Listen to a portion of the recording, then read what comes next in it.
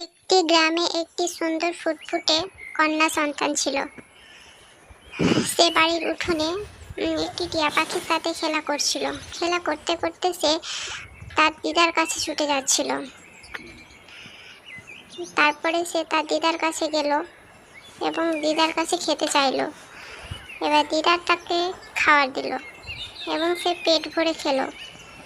খাওয়ার পর তার পাশে বাবা বালতি নিয়ে দাঁড়িয়েছিল। তার বাবা ওখান থেকে চলে গেল। সে টিয়া পাখিটির সাথে খেলতে লাগলো। হঠাৎ তার মনে আসলো সে তার বাবার কাছে যাবে এবং তার বাবাকে সে খুঁজতে লাগলো, কোথায় আছে। সে তার বাবাকে খুঁজে পাচ্ছিল না। এদিক ওদিক দেখছিল যে তার বাবা কোথায় আছে। হঠাৎ সে দাঁড়িয়ে পড়ে। তারপরে কিছুক্ষণ পরে দেখতে পেল যে তার বাবা গোয়ালে দুধ দুইছে। তার বাবার কাছে সে ছুটে গেল।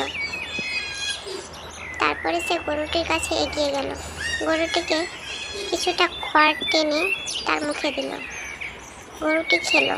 কিছুক্ষণ পরে গরুটিকে মশা লাগলো। খুজলি বেলা তাকে উল্টে দিল।